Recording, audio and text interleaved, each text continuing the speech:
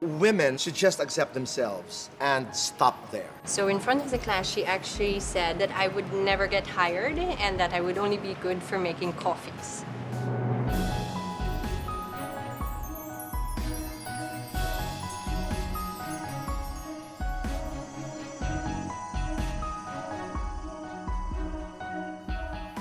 More than just being an international designer, she's a global Filipina, one of the most coveted accessory designers in the world today. This is a kind of conversation that would make me and you richer in terms of perspective and insights.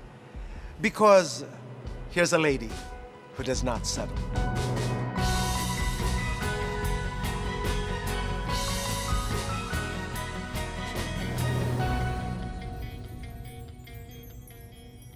Bea, welcome to Olay Conversations. Thank you for having me. Thank you for doing this. Today, when you say Bea Valdes, is tantamount to being a huge success. Really? Not just here, but internationally.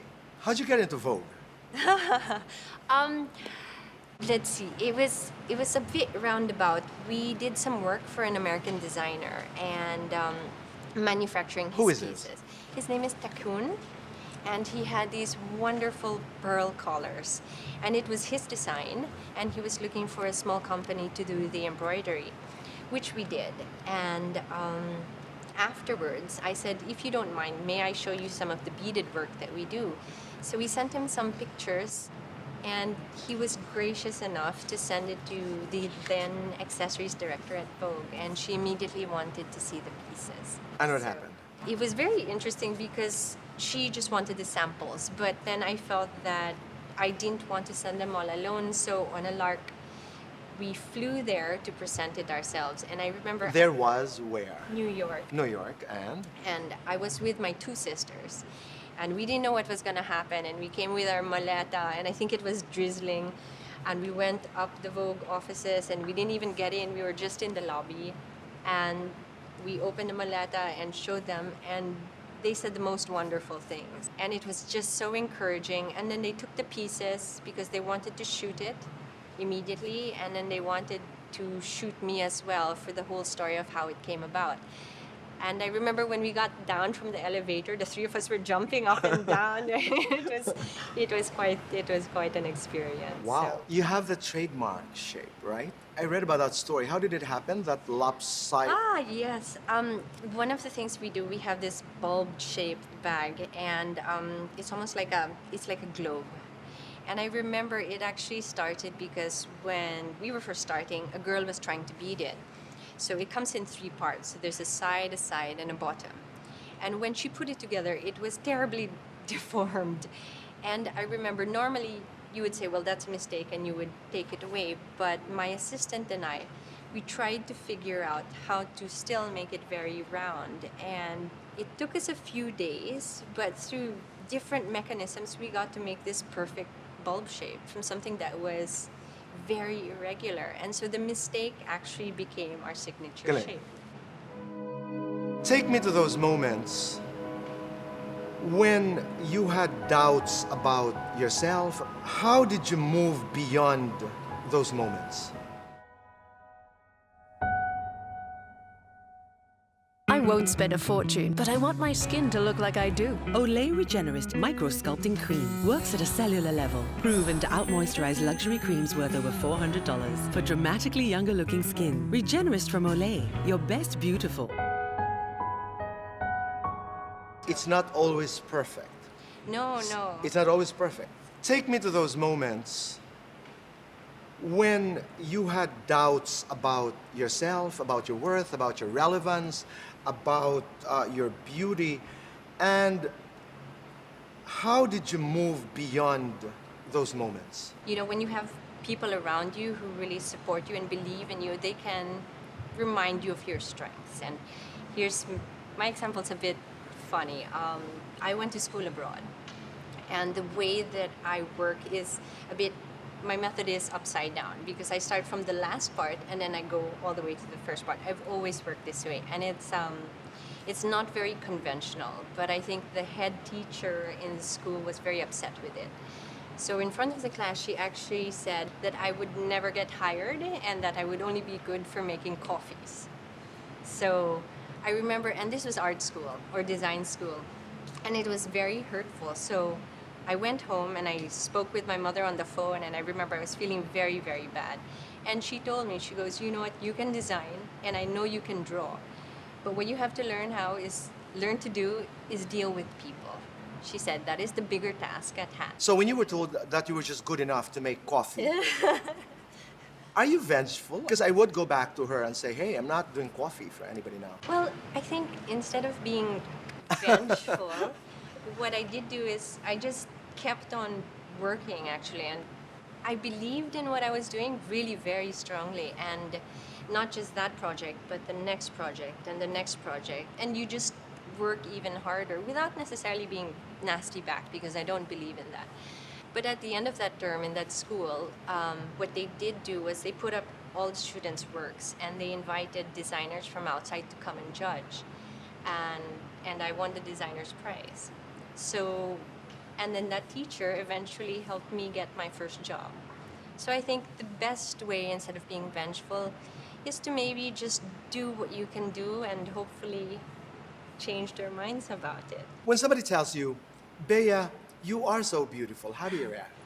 I'm flattered. I'm flattered. It's not something I think of very often, but I think it's very sweet of them to say. But whose voice is important to you? In the context of validation, for example. There are days when, you know, I have those days. There are days when we like to be told you look good, you know.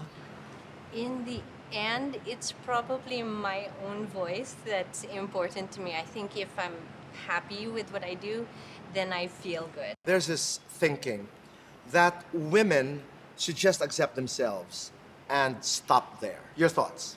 I think acceptance is a very important thing, but at the same time, I think if you see places where you can improve or do something a bit better, be kinder to someone, or maybe work a little bit harder, I think people should do that, because self-improvement is a step beyond acceptance. I think, you know, you shouldn't settle for just things as they are, because there's always a way to improve. Are you happy with who you are? And are you in a good place? Yes, I am. It's funny. I'm 41, and I think when I was small, I've always looked forward to this age, because I thought it would be an age that you could do a lot of things. I think in your earlier ages, you're still finding yourself and finding your way. But by the time you're 40, you've really found your own voice. And then it's really the time to use it, and use it wisely. Some of the people that I loved listening to when I was younger were always the older people. I loved the stories that they had, and I love the experiences that they shared. And I always thought it would be wonderful to come to a point where I have those own stories. And I think it would only be age and experience that would get me to a point where I could come back and actually have my own stories to tell. So I was actually very much looking forward to being an adult and even older and having the same sort of adventures. What about the wrinkles? I think I'm conscious of. I want long-lasting moisture for my body, not just for my face. Introducing new Olay Moisture Outlast Body Wash with breakthrough skincare technology. Penetrates your skin surface layer by layer and deeply locks moisture with every wash. So your skin stays moisturized for up to 24 hours. Your best beautiful starts in the shower. New Olay Moisture Outlast Body Wash Collection. Olay, your best beautiful. What about the wrinkles?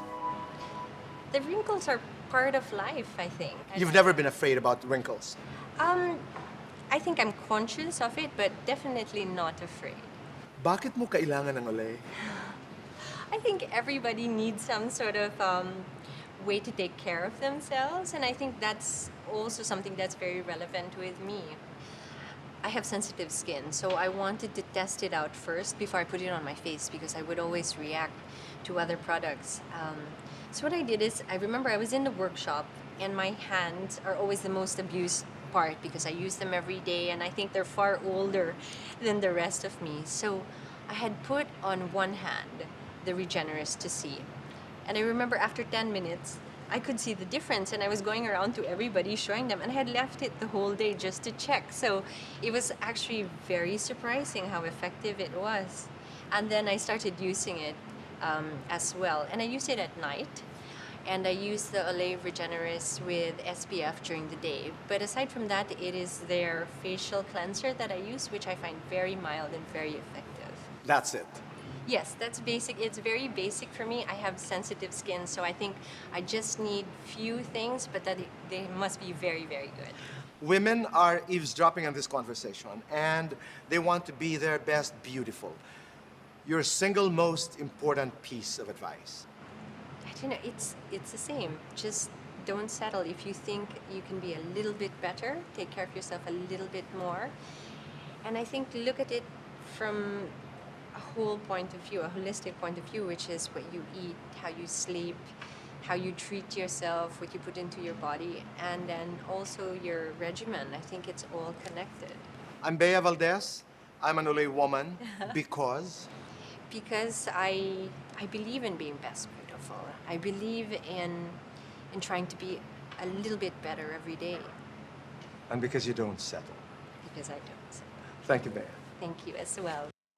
I will not forget some very powerful lines from Bea Valdes.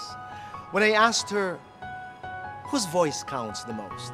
She answered, my voice. My standard is my own best. In designing, looking at a piece and making it the best it could be. At nung tinanong ko siya, how rich are you? She simply answered, very rich with the things that count. Maraming salamat, Bea. This is Boy Abunda for Olay Conversations. I will make the years count, but that won't show on my face. I'm proud to be an Olay woman.